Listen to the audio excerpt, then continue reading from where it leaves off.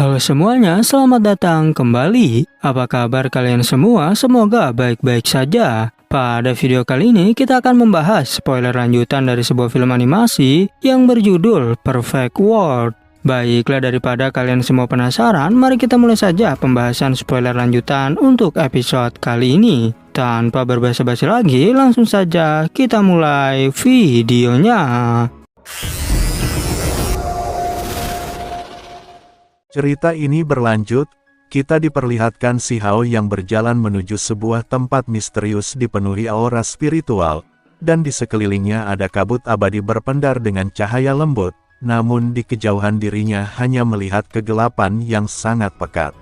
Semua itu membuat perjalanan si Hao semakin terasa penuh dengan kemisteriusan, tapi dalam perjalanan kali ini ia ditemani oleh batu ilahi dan kupu-kupu kaisar yang selalu bersedia melindunginya. Sementara di luar lorong abadi para dewa surgawi mulai meragukan keberadaannya.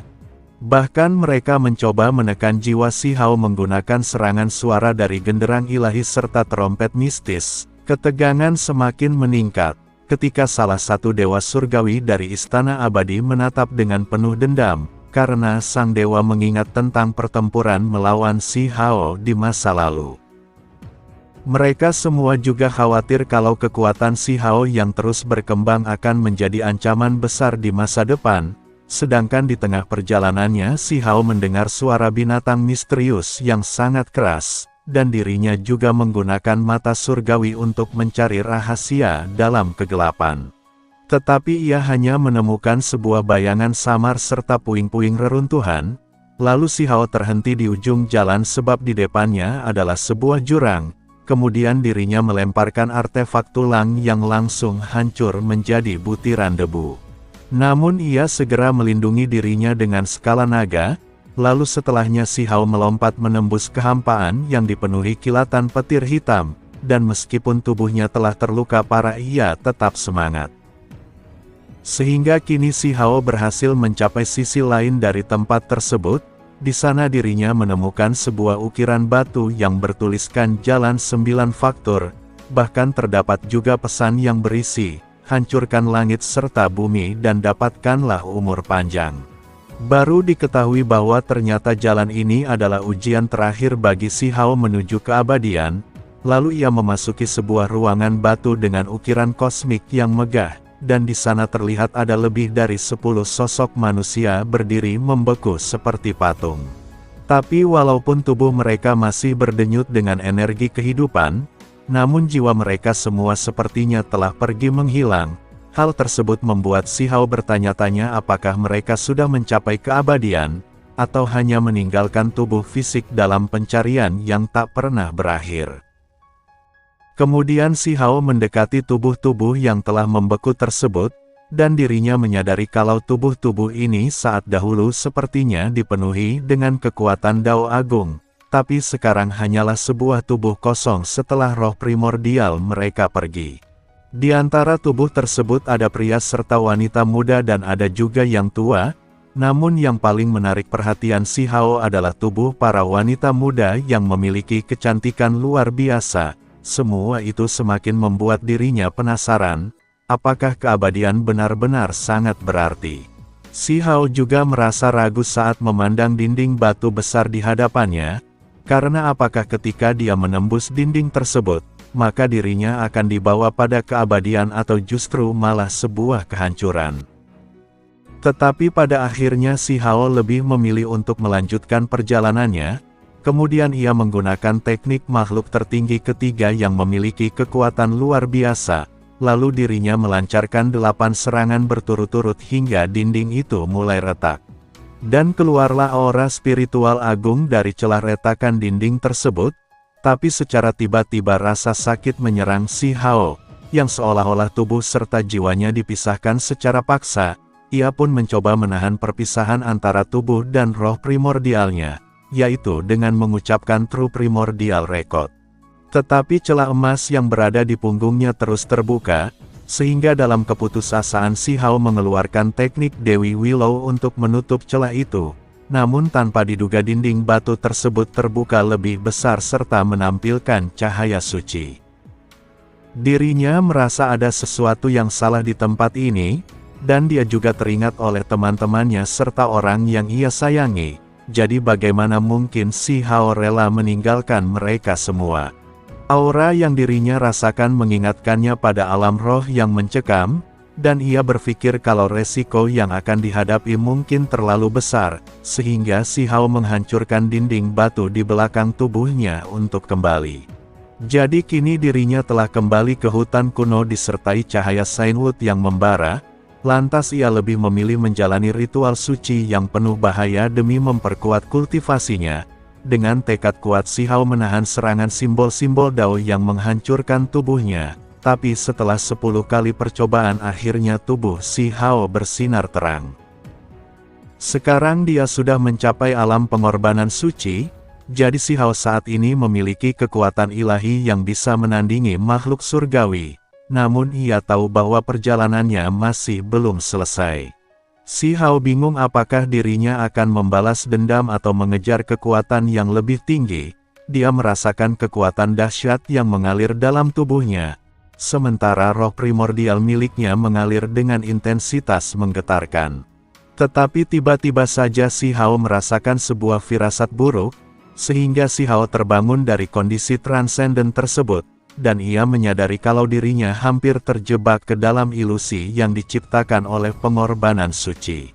Si Hao pun segera mengendalikan diri, agar bisa memahami bahwa pencapaian kekuatan sebesar ini, bisa membuat seorang kultivator tersesat dalam keagungan semu, lalu ia juga memperkuat pijakan kultivasinya sebelum melangkah lebih jauh dalam bermeditasi.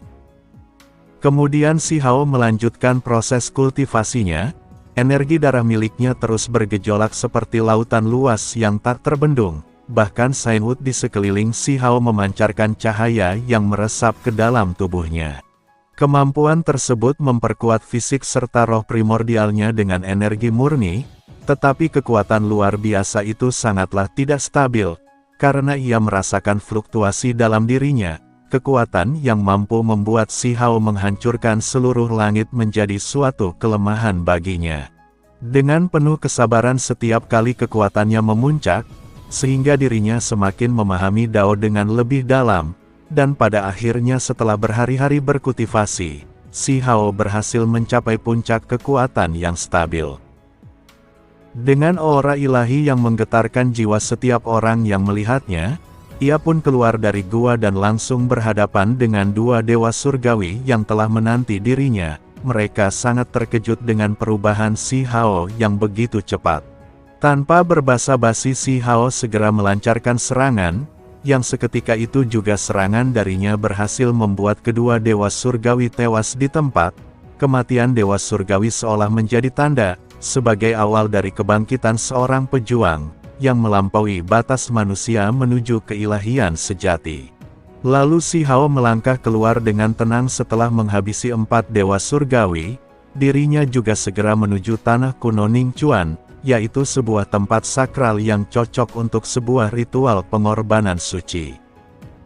Tapi sesampainya di sana ia hanya melihat satu batang Sainwood yang telah redup, dan Ningchuan musuh yang ia kejar sejak beberapa hari lalu kini sudah pergi. Kemungkinan besar Ningchuan telah memasuki alam pengorbanan suci, agar ia bisa mempercepat proses kultivasinya. Si Hao segera menatap ke sekeliling untuk mencari jejak yang mungkin ditinggalkan oleh Ningchuan. Dirinya juga berpikir kalau lawan seperti Ningchuan, dengan kekuatan yang mampu menyatukan 6 dunia memang pantas dianggap berbahaya. Tak berselang lama si Hao pergi dari sana dan bergegas menuju alam dingin. Di tempat tersebutlah ia pernah mengasah kemampuan spiritual miliknya.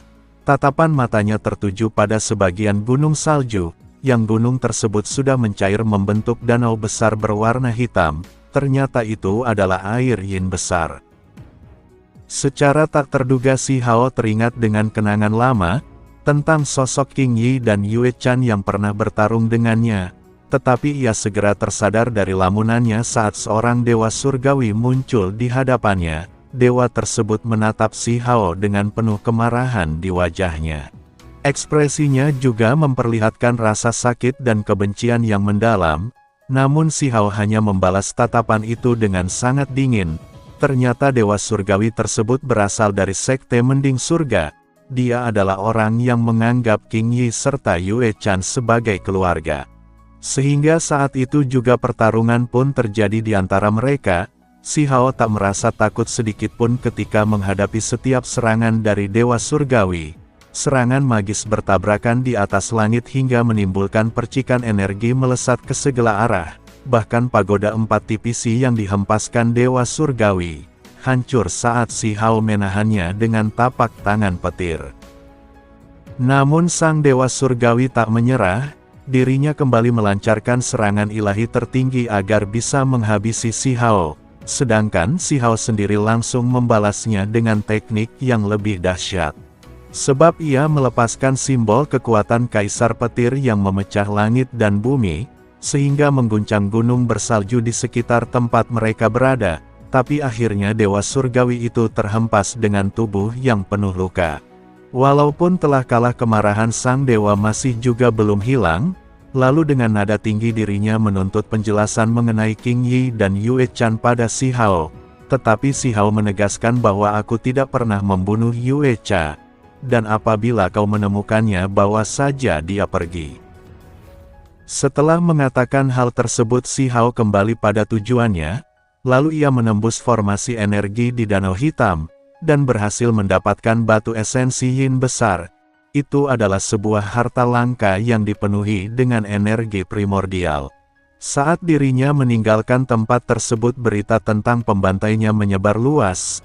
Kini Si Hao menjadi semakin disegani oleh banyak praktisi, bahkan Dewa Surgawi yang memandang rendah dirinya sekarang dipenuhi dengan kekhawatiran. Si Hao sendiri terus memburu para Dewa Surgawi, ia juga menunjukkan kekuatan luar biasa yang tak ada satupun orang dapat menandinginya. Sosok Si Hao kini menjadi legenda menakutkan bagi mereka semua. Sementara di wilayah tak berpenghuni, sebuah provokasi besar sedang terjadi, sebab kepala dari seorang Dewa Surgawi murid langsung klan dunia bawah dilemparkan, yang mana hal tersebut sebagai tanda pernyataan perang. Di sana terlihat tetua dunia bawah yang duduk di atas gunung tulang putih, dalam diam kabut hitam menyelimuti tubuhnya sampai menurunkan suhu menjadi sangat dingin, sehingga membuat para master sekte menampilkan wajah ketakutan. Lalu tetua dunia bawah mengeluarkan api hitam yang membanjiri celah dimensi, namun tembok kerajaan memantulkan serangan tersebut dengan simbol kuno yang terjalin. Kemudian terlihat Si Hao yang berdiri di tengah-tengah kekacauan itu. Dirinya mengejek tindakan para sekte besar yang berusaha untuk membunuhnya. Mendengar ejekan Si Hao membuat para pengikut di sana meminta izin pada tetua dunia bawah untuk masuk dan membalas dendam. Sehingga sekte besar klan dunia bawah akhirnya mengirim seorang ahli, yaitu Raja Serangga. Dia adalah makhluk dengan tubuh beracun yang mampu merusak segalanya hanya karena kehadirannya, tetapi Si Hao tak merasa gentar sedikitpun, sebab ketika sang Raja Serangga menerobos celah dimensi, dirinya langsung menyerangnya menggunakan telapak tangan energi abadi. Racun yang dikeluarkan oleh Raja Serangga tak mampu menembus pertahanan miliknya, dan serangan dari Si Hao berhasil membuat tubuh spiritual Raja Serangga hancur berkeping-keping, yang hal itu tentunya semakin membuat kemarahan para master sekte memuncak. Namun sayangnya mereka semua hanya bisa menyaksikan setiap kekalahan yang terjadi, sementara Si Hao terus membantai praktisi yang mencoba melaporkan kejadian di dalam dimensi. Sehingga para sekte besar kini benar-benar sudah terpojok. Dan tak ada satupun orang yang dapat menandingi kekuatan milik Si Hao. Kemudian Si Hao berkata, apakah kalian semua ingin mengirim lebih banyak Dewa Surgawi ke sini? Sebab jika tidak, diriku akan menghabisi kalian semua dari Immortal Ancient. Dan pada akhirnya spoiler untuk episode 199 pun bersambung.